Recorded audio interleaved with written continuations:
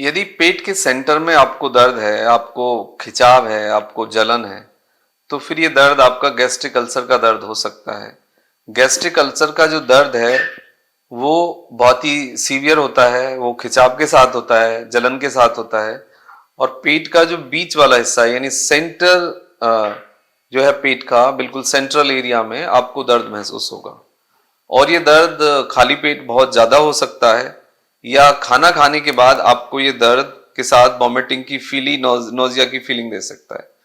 तो सबसे पहले जरूरी ये बात है कि आप अपनी सिम्टम्स को खुद से थोड़ा सा आइडेंटिफाई करने की कोशिश करें, खुद से समझने की कोशिश करें।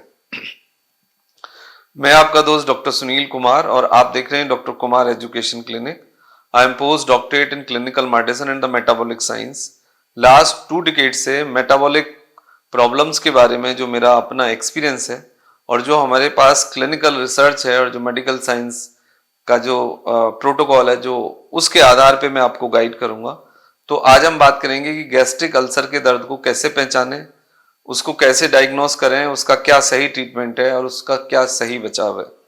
तो सबसे पहली बात है कि हमें यदि सेंट्रल पॉइंट ऑफ मतलब स्टोमक यानी पेट के बीच वाले हिस्से में सेंट्रल रीजन में दर्द होता है, लाइनिंग में यदि दर्द होता है, खिंचाव आता है, जलन होती है और पेन, वॉमिटिंग, नोजिया महसूस करते हैं, तो फिर आपको गैस्ट्रिक अल्सर का दर्द होगा 99%।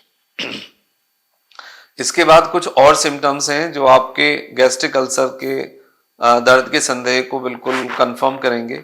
आपको इंडाइजेशन होगा, आपको एसिड रिफ्लेक्स होगा, हार्ट बर्न होगा, नोजिया वोमिटिंग आप महसूस करेंगे यानी उल्टी वाली फीलिंग हो सकती है। आपको अपच रहेगा, एसिड रिफ्लेक्स मतलब जो आपका एसिड है वो ऊपर की तरफ फ्लो करेगा, जो एसिड कंटेंट है वो चेस्ट की तरफ फ्लो कर सकते हैं। जलन हो सकती है, टाइटनेस हो सकता है, दर्द हो सकता है। नोजिया वोमिटिंग कई बार होता है, कई बार नोजिया वोमिटिंग के साथ साथ ना आपको वोमिट हो भी जाता है, ब्लोटिंग होती है, पेट फूलता है, बर्निंग सेंसेशन होती है, बर्निंग पेन आता है और आफ्टर ईटिंग आपको अनइजीनेस लगता है, बहुत बेचैनी परेशानी होती है। तो यदि इस तरह के लक्षण हैं तो आपको फिर गैस्ट्रिक अल्सर है। गैस्ट्रिक अल्सर का कॉज भी जानना बहुत जरूरी है। यदि एच पायलोरिक इन्फेक्शन बार बार होता है, एच पायलोरिक का ग्रोथ आपको बढ़ रहा है, इसको सीधे से शब्दों में समझिए कि आपको यदि बैड क्वालिटी ऑफ बैक्टीरिया का ग्रोथ बढ़ रहा है, यदि आप बैड क्वालिटी ऑफ फूड ज्यादा ले रहे हैं, जैसे कि स्पाइसी ऑयली है, जंक फूड है, बहुत ज्यादा आप चीनी, मैदा और पाम ऑयल या फिर रिफाइंड ऑयल वाली प्रिपरेशंस ले रहे हैं, तो आपको फिर एच पायलोरिक इन्फेक्शन बार बार होगा और इंडाइजेशन बार बार होगा। यदि आप नेसिड्स लेते हैं यानी पेन किलर मेडिसिन यानी दर्द की दवाइयां आप रेगुलरली यूज कर रहे हैं, तो आपको गैस्ट्रिक अल्सर होने की संभावना बढ़ जाएगी। एंटीबायोटिक लेते हैं विदाउट अ प्रिस्क्रिप्शन, और एंटीबायोटिक यदि आप ओवरडोज करते हैं या एंटीबायोटिक आप प्रोबायोटिक या एंटासिड के बगैर लेते हैं, तो फिर आपको एंटीबायोटिक इंड्यूस डायरिया हो सकता है, अल्सर हो सकता है। अल्कोहल एक डायरेक्ट रीजन है, स्मोकिंग एक डायरेक्ट रीजन है। आपको यदि जीआई अल्सरेशन है या फिर जीआई कैंसर है, तो उसके कारण भी आपकी तकलीफ बढ़ सकती है। यदि आप कोई एक्सेसिव एसिडिक फूड लेते हैं, एक्सेसिव एसिड फूड का मतलब है बहुत ज्यादा चाय कॉफी, बहुत ज्यादा लेमन वाटर, बहुत ज्यादा सोडा, बहुत ज्यादा कोल्ड ड्रिंक, बहुत ज्यादा हार्ड ड्रिंक या सॉफ्ट ड्रिंक, तो इससे भी आपको तकलीफ होगी। डायग्नोसिस में आप ब्लड टेस्ट करें, स्टूल टेस्ट करें, ब्रीथ टेस्ट करें, एच पायलोरिक को रूल आउट करें और एंडोस्कोपी, तो इससे फिर एक कंफर्मेटरी डायग्नोसिस बनती है कि आपको गैस्ट्रिक अल्सर है या ओनली गैस्ट्राइटिस है या इंडाइजेशन है या कोई दूसरी समस्या है।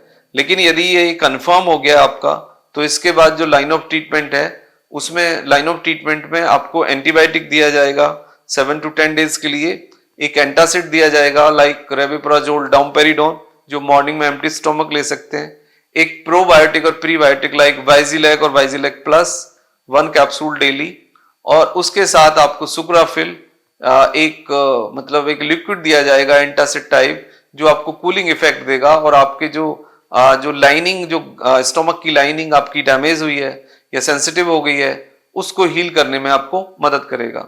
तो ट्रीटमेंट में आप antibiotic like rifaximin 550 1 BD for 7 days, Florabc 1 capsule daily for 7 days, और antacid like rabeprazole, domperidone, Cyra D 1 capsule morning empty stomach 1 हफ्ते से 4 हफ्ते के लिए, plus Sucrafil 5 ml 2 times a day for 4 weeks.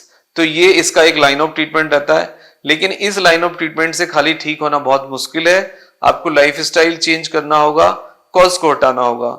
आप अपने खाने में पपाया शामिल करिए, अमरूद शामिल करिए, सेब शामिल करिए, आप फर्मेंटेड फूड लीजिए, पोहा खाइए, खिचड़ी खाइए, दलिया खाइए, ये सब आपको हील करने में मदद करेगा। नारियल पानी पीजिए, कच्चा नारियल खाइए, केला खाइए, तो ये सब फूड आपको नेचुरली हीलिंग में मदद करते हैं। इटसेल्फ बॉडी भी अपने आप को हील करती है।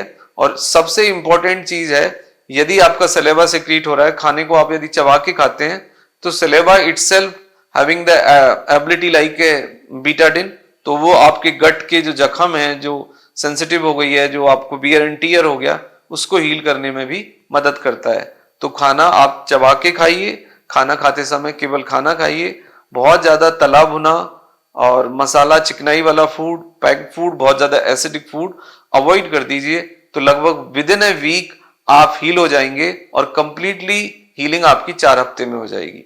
Thank you very much and take care yourself.